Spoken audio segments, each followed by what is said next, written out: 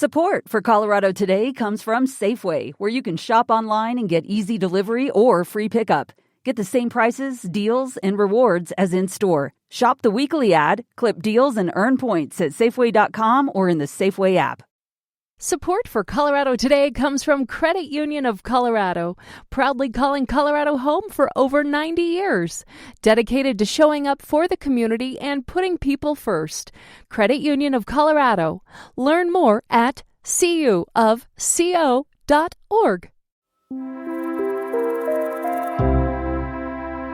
After last year's announcement that Sundance is moving to Colorado, the dates for the first festival are finally live. Next January 21st through the 31st, Boulder will become the place where North Face parkas and indie premieres collide. So mark your calendar, start practicing your thoughtful post-screening nod, and maybe we'll see you at the movies. I'm Haley May. And I'm Arlo Perez Esquivel.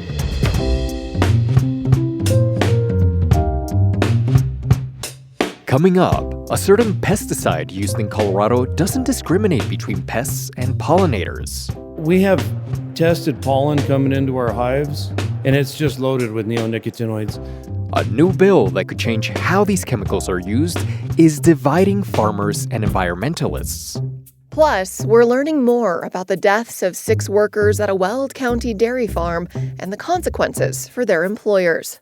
Then, a longtime equestrian group is ending a controversial part of its performances. I was hoping to learn more about horses and ride and have fun, not see people dressing up like Native Americans. And we remember a pioneering voice in Denver radio, James Dr. Daddio Walker. Swing up to everybody like the man said, walk easy, my son, and welcome in for the Daddio to swing on the radio, the boss with the hot sauce until 7 o'clock tonight, and I say good evening.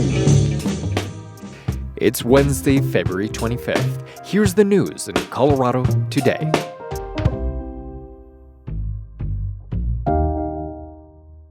When it comes to pesticides and how they interact with the environment, farmers say things are much better than they used to be.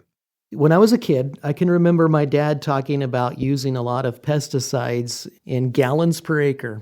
Today, we talk about using insecticides in fractional amounts of ounces per acre. But the compounds that allow for those smaller applications, they come with big concerns, especially for how they may be contributing to a huge decline in insects in the natural environment. Ray Solomon has been covering a bill at the State House to restrict how farmers use these compounds. Ray, I want to start with these chemicals. What exactly are we talking about here? We are talking about a class of chemicals called neonicotinoids, and that's a mouthful, so let's just call them neonics for short.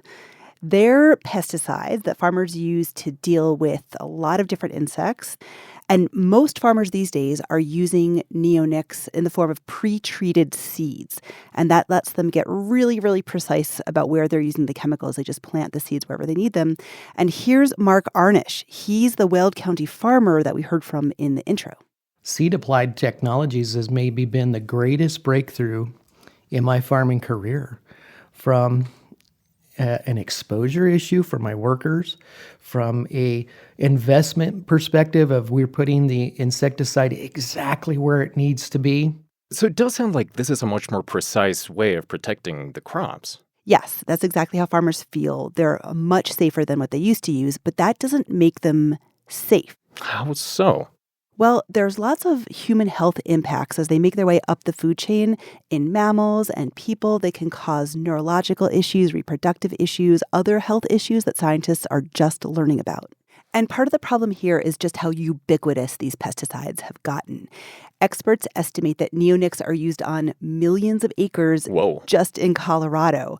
So when you go back to what Arnish described, even those fractions of ounces per acre really start to add up when you zoom out on the bigger picture. Yeah, and I imagine, when it comes to these pesticides, they don't exactly discriminate between pests and pollinators, right? Exactly. They kill insects indiscriminately. So there's a fear that this is contributing to colony collapse among bees.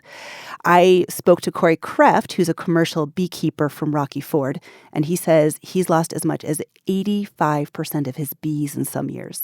We have tested pollen coming into our hives, and it's just loaded with neonicotinoids.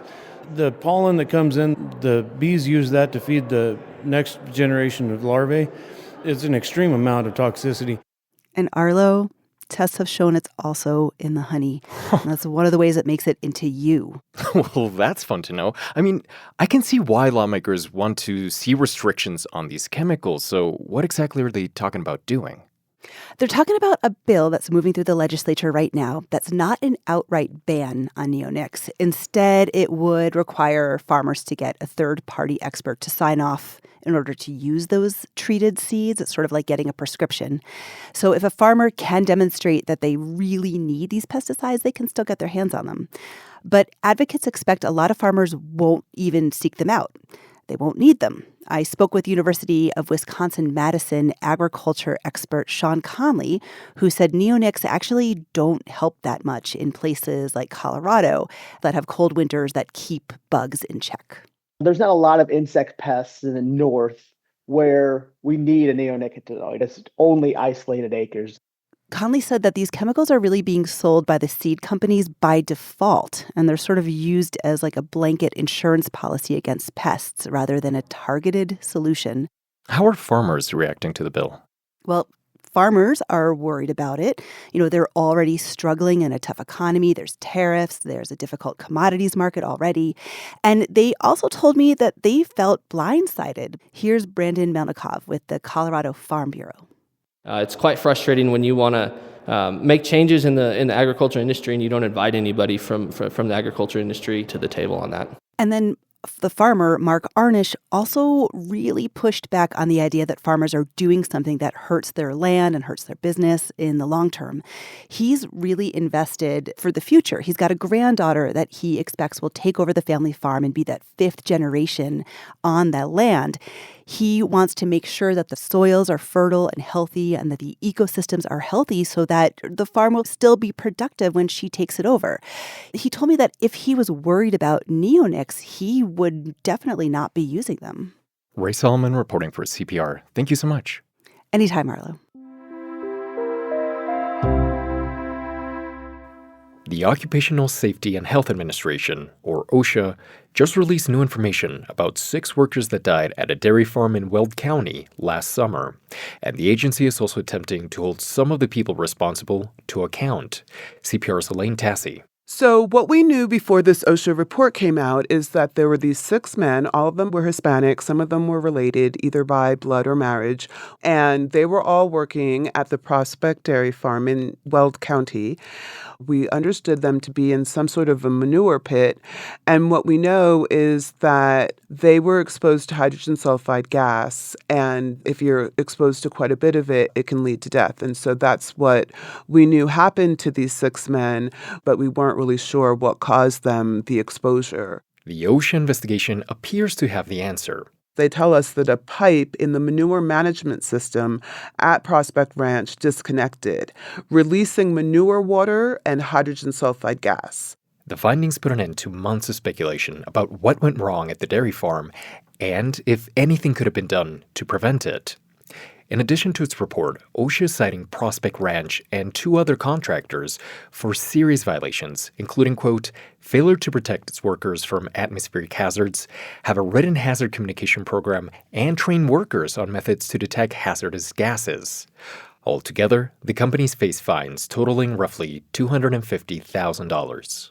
The 3 organizations that are facing these penalties and citations may respond within the next 15 business days, and the penalties and citations may be adjusted through the course of this matter.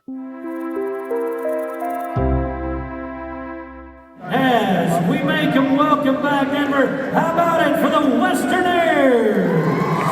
From the stock show to 4th of July parades to rodeos around Colorado, the trick-riding teams of the Westerners are an exciting reminder of the state's ties to cowboy culture. You watch as they will move together and create this giant propeller. But one aspect of the team's performances has long garnered controversy. performances of Native American dances by youth who aren't Native themselves. The Denver Post's Elizabeth Hernandez has been following the situation. Hey, Elizabeth. Hey, thanks for having me. To start us off today, the Westernaires are mostly equestrian performers. So why did they start including Native dances in their shows? Yeah, so the Westernaires are a Western-themed equine performance group, so they kind of romanticize this idea of the Wild West, part of that being this kind of cowboys and Indians trope. In those performances, they reenact the Battle of Little Bighorn as part of their tale of the West and how it was born, and what people have had problems with in the past. Non-Native children dressed in Native American regalia, which is really sacred to those tribes and those communities, and performing these dances that Native communities say are really sacred to them and are done in certain special circumstances, not just kind of for anyone to see. And what started this most recent wave of pushback? Yeah, most recently it was two little girls who joined the Westernaires because they love horses, they're Native, and they wanted to ride. And when they got into the organization, they were kind of horrified to realize that some of these performances felt like it was making a mockery of their culture. I understand one of the girls got to talk about her experience in front of the Denver City Council recently.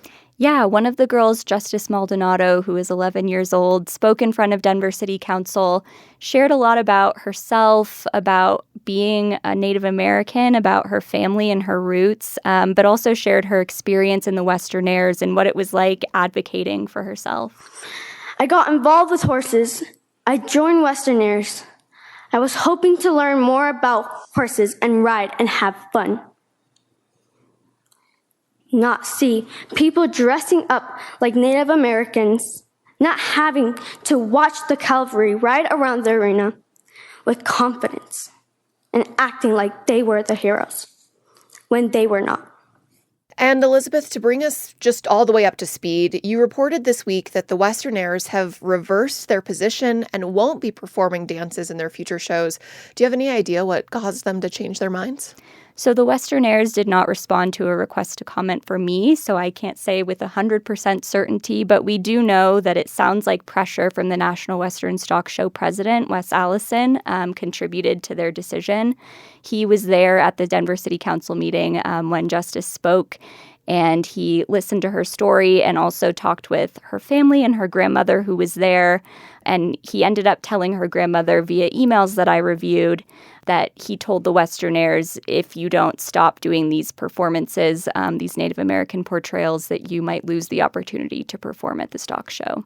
And since the decision, have you spoken with Justice and her family? How are they feeling about it all? I have. I think it's been a bittersweet moment for them. I think that they were very proud of their advocacy paying off after all of these years, but they did mention that they felt that the change from the Westernaires came from pressure from this outside organization rather than just from listening to the little girls who loved the Westernaires. So I think that they were happy with the outcome, but wished that it had come earlier. All right, Elizabeth, thanks so much. We'll have a link to your reporting on the Westernaires in our show notes. To close today's show, let's go back in time a little to an era when who was on the radio dial could be the talk of town. Evening out there, everybody. Like the man said, walk easy, my son, and welcome in for the Daddio to swing on the radio, the boss with the hot sauce until 7 o'clock tonight, and I say good evening. If you were listening to the radio in Denver in the 1960s and for the next several decades, you likely heard the voice of James Dr. Daddio Walker, the man known as the father of black radio in Colorado. Hey, little mama. Oh, come on in here, Junior Parker. Let's do our thing, man. Longtime owner and voice of Denver's historic KDKO AM 1510, Dr. Daddio, passed away last month at the age of 86. Now the state is mourning his loss in time with Black History Month. Those who knew him best say Dr. Daddio used radio to uplift culture, amplify community voices, and mentor generations of broadcasters and community leaders. Denver podcaster and activist Jeff Fard talked about his legacy with Colorado Matters' Chandra Thomas Whitfield. James Dr. Daddio Walker was a visionary, an entrepreneur, a philanthropist. He's a legend, and I don't know many whose lives have not been touched A pioneering broadcaster and entrepreneur, Walker transformed a country and western station into a soul music powerhouse known as the Soul of the Rockies. He moved the station to Denver's Five Points neighborhood and introduced listeners to artists like James Brown, Marvin Gaye, and Aretha Franklin. He was bringing soul, but he was delivering it through music. He was transmitting the excellence. He was transmitting, who we are as a people and sharing it through the airwaves, through music, information, outreach, etc. So more than a station owner, basically a community builder. Beyond music, Walker provided a local platform for leaders like former Denver Mayor Wellington Webb. When you're talking about having a Black-owned station in a Black community as an anchor and highlighting the businesses, the events, the social civic organizations, the religious institutions, someone has to have a vehicle to transmit the culture, and Daddio is the one that made that possible through Black ownership, but also Black participation. Walker was inducted into the Blacks in Colorado Hall of Fame in 2008. He was honored for creating the first urban radio station west of Kansas City. And last weekend, FART helped organize a second-line brass band procession to honor him. Dr. Daddio was us, our voice, our ability to speak truth to power, to stand up tall, to say, and we're owners, and the music that is being played is largely our music. It gives us a sense of pride as a people whenever we see someone excelling in spite of. And Dr. Daddio excelled in spite of. I'll let you know exactly how I feel, girl. Let you know, too, what I need. Yeah, I need some love, and I need it bad.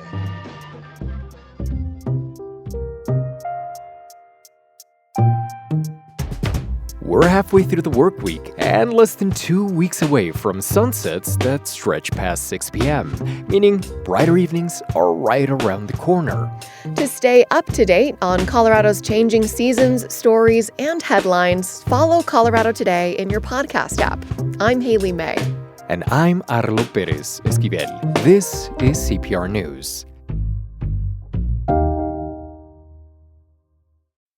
Support for Colorado Today comes from Credit Union of Colorado, proudly calling Colorado home for over 90 years, dedicated to showing up for the community and putting people first. Credit Union of Colorado. Learn more at cuofco.org. Support for Colorado Today comes from Safeway, where you can shop online and get easy delivery or free pickup. Get the same prices, deals, and rewards as in-store. Shop the weekly ad, clip deals, and earn points at Safeway.com or in the Safeway app.